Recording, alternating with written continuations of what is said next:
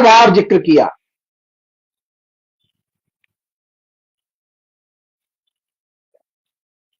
और जिसने वंदे मातरम लिखा उसका सिर्फ 10 बार जिक्र किया, बंकिम चटर्जी का। नेहरू का 7 बार, महात्मा गांधी का 6 बार, मुस्लिम लीग का 5 बार, और जिन्ना का 3 बार, और संविधान का 3 बार जिक्र किया, और मुसलमान का 2 बार, और तुष्टीकरण पदबंध का 3 बार जिक्र किया।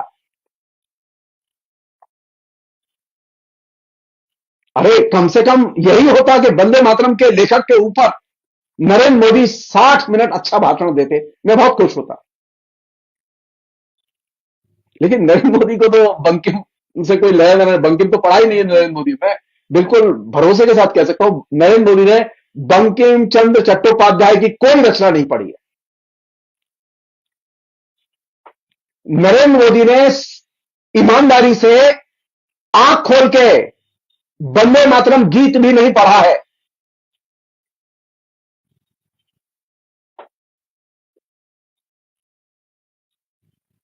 हम एक ही चीज कहना चाहते हैं, वंदे मातरम जब गीत लिखा था ना, तो बंकिम को राम याद नहीं आए थे। बंकिम ने जब वंदे मातरम गीत लिखा था तो उन्हें हिंदू याद नहीं आए थे, उन्हें मुसलमान याद नहीं आए थे, उन्हें कोई देवी देवता याद नहीं आए थे।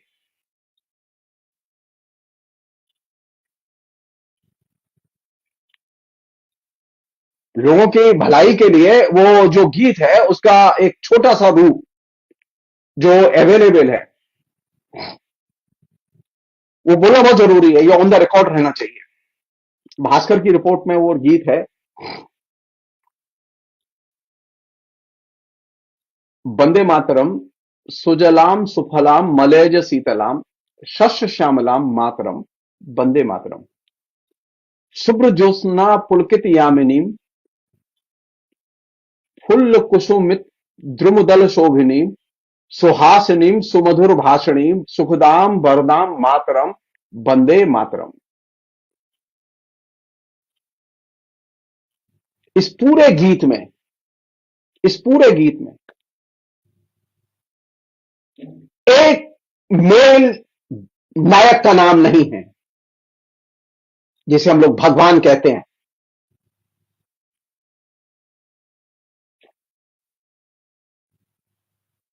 नरेंद्र मोदी क्या वंदे मातरम के कदमों पर चलने के लिए तैयार हैं? अगर नरेंद्र मोदी वंदे मातरम के कदमों पर चलने के लिए तैयार हैं तो उन्हें राम को छोड़ना होगा। वंदे मातरम का गीत लिखने वाला लेखक अपने वंदे मातरम गीत में राम का और कृष्ण का जिक्र नहीं करता,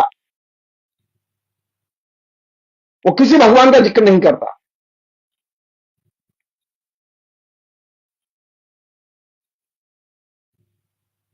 क्या नरेंद्र मोदी इसके लिए तैयार है? नरेंद्र मोदी के तो आचरण में यह है कि हमने 5,000 करोड़ रुपए लगा के राम मंदिर बनाया। 5,000 करोड़ रुपया नरेंद्र मोदी ने वंदे मातरम को घर घर पहुंचाने के लिए खर्च नहीं किया। 5,000 करोड़ रुपया नरेंद्र मोदी ने वंदे मातरम का एसेंस,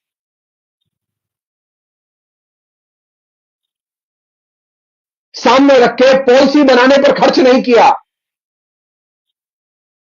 वह नरेंद्र मोदी संसद के जरिए देश को समझाना चाहते हैं कि वो वंदे मातरम के सेवक हैं।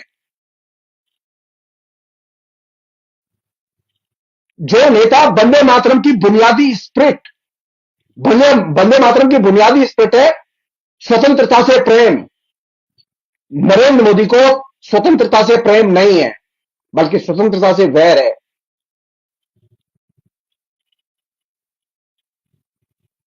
नरेंद्र मोदी याद रखें इस बात को, बंगाल की जनता ने भाजपा को, उसके पहले जनसंघ को, श्यामा प्रसाद मुखर्जी से लेकर नरेंद्र मोदी तक सभी नेताओं को आज तक ठुकराया है।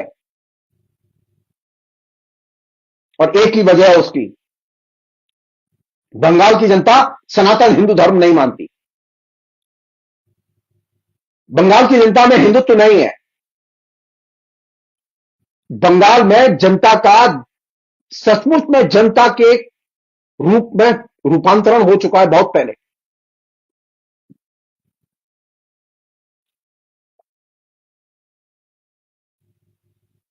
कांग्रेस पर भाषण देना है, कांग्रेस को गाली देनी है, आप दे सकते हैं, संसद आपकी है, कांग्रेस के लोग उसका जवाब देंगे। लेकिन वंदे मातरम कहना होगा तो वंदे मातरम के कदमों पर चलना होगा। नरेंद्र मोदी के कदम उस दिशा में जाते हैं जिस दिशा में अदानी जाते हैं और अंबानी जाते हैं। वंदे मातरम का मार्ग स्वतंत्रता का मार्ग है, बुद्धिजीवियों से प्रेम का मार्ग है, और जो क्रांतिकारी है उनसे प्रेम का मार्ग है। नरेंद्र मोदी को तो क्रांतिकारियों से नफरत है। जो लोग क्रांति की बातें करते हैं, जो लोग समाज को बदलने की बातें करते हैं, नरेंद्र मोदी उनको पसंद नहीं करते। नरेंद्र मोदी के अनुयायी उनको पसंद नहीं करते। नरेंद्र मोदी को वंदे मातरम के पक्ष में बोलने में कि कोई भी जिसे कहे कि कम से कम वंदे मातरम का लेखक तो अनुमति नहीं देता। अगर नरेंद्र मोदी को सचमुच में वंदे मातरम से प्रेम है तो नरेंद्र मोदी सबसे पहले आरएसएस का और बीजेपी का उसे राष्ट्रीय गान बनाए। हम देखना चाहते हैं, हम देखना चाहते हैं कि नरेंद्र मोदी सबसे पहले सारे देश में ये जो अघोषित इमरजेंसी लगाई हुई है, उन्होंने आजादी पर पाबंदी लगाई हुई है, इसको हटाएं। वंदे मातरम आजादी की लड़ाई का मुख्य स्वर था। नेहरू ने, गांधी ने, सुभाष चंद्र बोस ने, कांग्रेस ने इस चीज को पहचाना कि वंदे मातरम की मूल भावना क्या है। वंदे मातरम की मूल भावना यह नहीं थी कि आरएसएस की शाखाओं में चलो, आरएसएस का भवन बनाओ।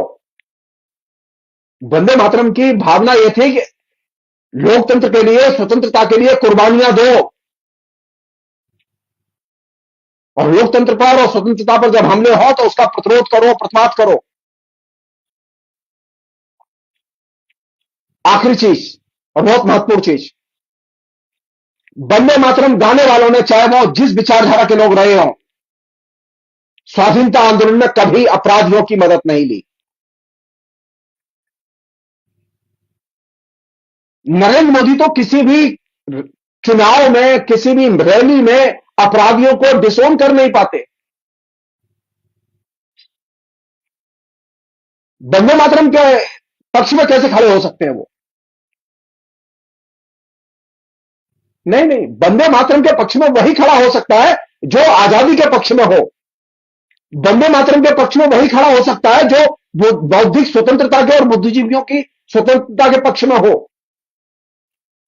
वंदे मातरम के पक्ष में वही खड़ा हो सकता है जिसे क्रांतिकारियों से प्रेम हो, जिसे लोकतंत्र के लिए कुर्बानी देने वालों से प्रेम हो। नरेंद्र मोदी तो जमानत नहीं होने दे रहे लोगों की। 5-5 साल हो गए, चार्जशीट नहीं दी गई। उमर खालिद वगैरह का एकमात्र अपराध यह है कि वे स्वतंत्रता के पक्षधर हैं और नरेंद्र मोदी के विरोधी हैं।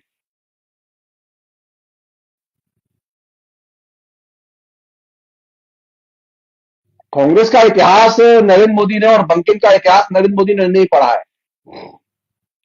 और आखिरी अनुरोध, वंदे मातरम कहना है तो मूर्ति पूजा छोड़नी होगी। वंदे मातरम कहना है तो सनातन हिंदू धर्म छोड़ना होगा। नरेंद्र मोदी ये करने के लिए तैयार हैं तो मैं पहला व्यक्ति होगा जो नरेंद्र मोदी का समर्थन करूंगा। लेकिन मुझे मालूम है कि नरेंद्र मोदी को इसमें कोई दिलचस्पी नहीं है। नरेंद्र मोदी की नजर कहीं और है। नाम, वो नरेंद्र मोदी का स्टाइल क्या है, वो नाम राम का लेते हैं और नजर होती है वोट पर। अब वो नाम वंदे मातरम का ले रहे हैं, नजर है बंगाल के वोट पर। ये मदारी जैसे होता है ना, वो मदारी जैसे बंदर का नाच दिखाते दिखाते दिखाते दिखाते वो फिर अचानक वो सिर दर्द की दवा, पेट के दर्द की दवा, बवासीर की दवा बेचने लगता है। नरेंद्र मोदी का ठीक वही हाल है जो मजमेबाज, जो सड़कों पर मजमे दिखाते हैं। और बंदर का नाच दिखाते दिखाते दिखाते अचानक वो वीर्य पुरुषार्थ बढ़ाने वाली दवाएं, बवासीर से मुक्ति की दवाएं, दर्द की दवा, गैस की दवा, ये सब बेचने लगते हैं। तो नरेंद्र मोदी वंदे मातरम बोल के जो दवा बेचना चाहते हैं वो है बंगाल के वोट की दवा। नरेंद्र मोदी संसद में खड़े होकर ये नहीं कह रहे कि मुझे बंगाल में वोट देना, क्योंकि बोल नहीं सकते। नरेंद्र मोदी संसद में खड़े होकर ये नहीं कहते हैं कि मुझे राम के नाम पर वोट देना। वो ना राम राम करते हैं लेकिन वोट मांगते हैं राम के नाम पर। उनकी नजर राम पर नहीं होती है, वोट पर नजर होती है। माला राम को चढ़ाते हैं और माला ग्रहण करते हैं अपने